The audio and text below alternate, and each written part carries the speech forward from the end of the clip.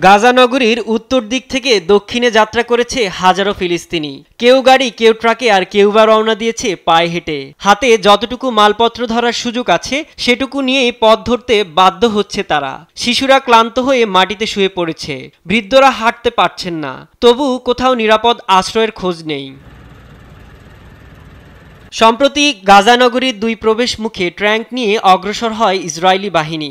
কয়েক ঘন্টার জন্য বিচ্ছিন্ন হয়ে যায় ইন্টারনেট ও মোবাইল ফোন যোগাযোগ। গাজা নগরী দখলের পরিকল্পনা হিসেবেই এ অভিযান চলছে বলে জানায় ইসরায়েল। 2 বছরে এখন পর্যন্ত লাখেরও বেশি ফিলিস্তিনি প্রাণ হারিয়েছে।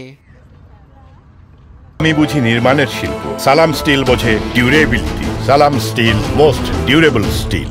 এদিকে মানবিক করিডোরের আহ্বান জানিয়ে দক্ষিণে পালাতে লিফলেট ফেলেছে ইসরায়েলি বাহিনী। কিন্তু দক্ষিণে মানবিক অঞ্চল বললেও সেখানে ত্রাণ, ঔষধ ও স্যানিটেশনের ভয়াবহ সংকট রয়েছে।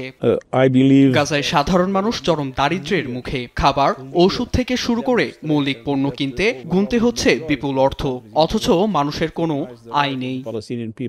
এদিকে ফিলিস্তিনের যুদ্ধবিরতির দাবিতে বিক্ষোভ চলছে গ্রিসে। দেশটির ঐতিহাসিক অ্যাক্রোপলিসে বিশাল ব্যানার টাঙিয়ে প্রতিবাদ জানায় গ্রিসের কমিউনিস্ট পার্টি। তাদের ব্যানারে লেখা ছিল stop the genocide, free Palestine. Greek সরকারও যুদ্ধবিরতির আহ্বান জানায় এবং যুদ্ধ থামলে গাজা পুনর্গঠনের কাজ করার কথা বলেন। গাজায় স্থায়ী যুদ্ধবিরতির প্রসঙ্গে জাতিসংঘের নিরাপত্তা পরিষদের প্রস্তাবে 14 দেশ পক্ষে ভোট দিলেও ভেটো দিয়েছে যুক্তরাষ্ট্র।